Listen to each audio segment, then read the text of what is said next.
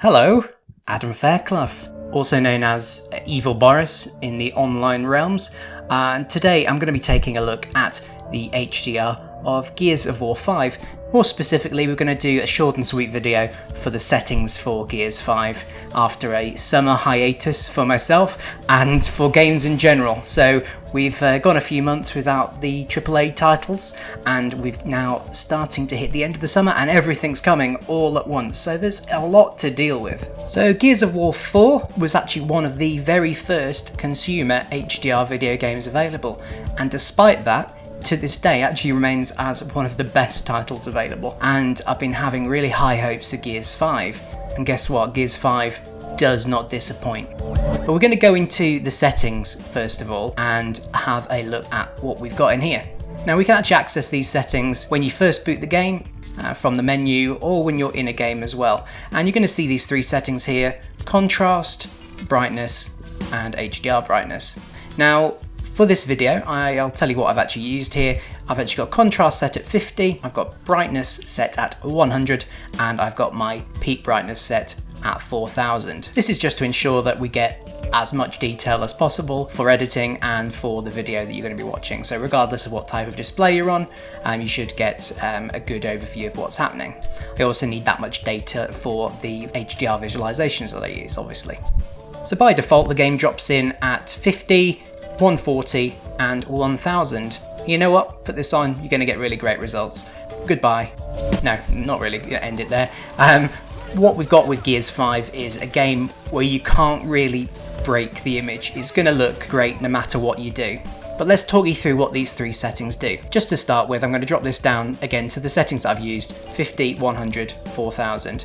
You can see here in the bottom right, you've now got this straight line. This is actually a tone curve, despite it being a straight line. And let's just imagine that this straight line represents no adjustment. So I'm keeping this line nice and straight, and this is actually going up to the 4000 peak on this graph here. Now if we adjust the contrast setting, what you'll see is we get a little bump appear on the left hand side of this tone curve, and this left hand side kind of represents the black and the near black and the sort of shadow detail part of the image.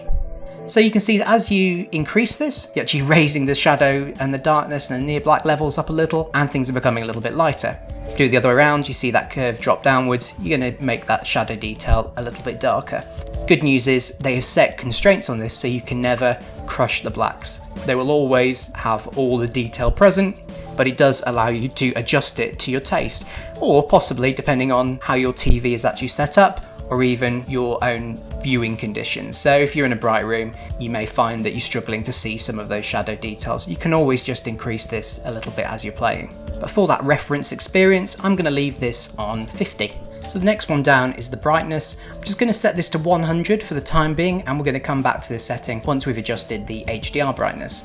So the HDR brightness is going to be adjusting the highlight parts of the image. So we can see this as demonstrated in the clouds on the right hand side. So we've actually got these three pictures, shadow detailed on the left, kind of mid-tones in the center, and the clouds here on the right. Now the game doesn't provide us with actual instructions as to how to set this, so I know some users are going to have some questions. Fortunately, we have got labeled measures here, so we've actually got the number that we can actually pull from another game if we wish, or if you want to set it via the clouds, I'll just describe this now. So as usual, in a dark room, ideally, we'll start this at 4000, and what we're looking at is we're looking at bringing it down from the maximum value, which is the 4000. We're going to just bring it down slowly, and you're going to bring it down slowly until a point is hit where that sunspot changes from being white to slightly less white. Now this will depend a little bit on your display. That might actually happen immediately, or you might be seeing changes happening as soon as you're coming down from 4000 to 3500 really early on. For other users, you might not see this happen until we get to 2000, and for other people you might not see this happen until we get to closer to 1000. So what we're looking for is when the sun is the whitest it can possibly be, that is basically your display clipping the data, and we should reach a point where one click further on the D-pad, one click further on this scale, you physically see that change from, say, white to a slightly dimmer orange colour. And this is the point we're looking for, because this is just identifying the upper kind of clipping point of your display. It might be really subtle, it might be really obvious. Again, it's going to depend on lots of different things. This is what we're looking for. Some games achieve this with 10% window calibration square that we get in titles like Battlefield 1, which actually is a title I would really recommend you have on your shelf anyway, or in your digital library, if you want to get a very straightforward, accurate reading of your display's peak brightness, because you can actually take that number and apply it to anything else. So we're looking for the point when it's just between white and slightly off-white.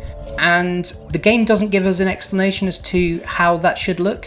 For some titles they're looking for that point where it just becomes white, for other games they're looking at the barely visible point where it's just slightly off-white. It's just a choice. If it's slightly off-white, you're going to preserve colour slightly more and detail slightly more. If you pick the white, you might just get ever so slightly brighter image, but it is absolutely a minuscule difference. Don't agonise over it too much. Just get to around about that point. Now we've set our peak brightness, we can actually go back now to the brightness setting and we can make a global adjustment to the brightness, knowing that we're not going to end up necessarily clipping out any more data than we need to. So the brightness setting here, I believe that 100 is the value you should be using for that reference type display. If you're playing in a very dark room, the game actually defaults to 140, which is a little bit brighter. And that's going to give us a really poppy image as well. Ultimately, you want to set this so you can see the game and so you can play comfortably in your room. But I can assure you, even at 100 in a dark room on a modern display, you are going to have a fantastic, really bright, intense, popping HDR experience. And that is how I would choose to play if I'm playing at night time. So just in summary there, contrast on 50, unless you feel that your display is crushing the blacks, in which case you can decrease it slightly, or if you feel the blacks aren't black enough for you, you can increase it slightly. It's not going to break the image, it's going to look great either way. Brightness, 100 should be a dark room viewing environment. If you're playing in a lighter room, or you feel that you can't see when you're playing the game, just increase that a little bit. You can probably comfortably take that all the way up to the top without causing any major problems. It's just going to be a lot brighter overall, but as usual, the brighter we make it, the less dynamic range we'll actually receive overall because of things like ABL and APL and the way that displays work in terms of distributing luminance across the panel. And then for the HDR brightness setting, we're just going to set that and find that point where the sunspot changes from a white spot to a slightly less white spot, and we're going to be around about that point. Another good tip for this bit actually is if you go into the game, the boot camp area works quite well for this. Look at the sun and then go into the HDR settings.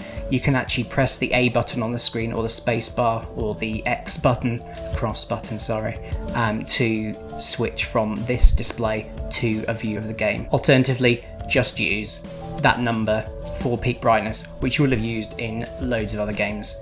As I said, Battlefield 1 is one I recommend for this. But I just wanted to get a quick video out here to talk you through these settings. I've just been practicing some new workflow techniques, so that's going to be pretty much it for the video today.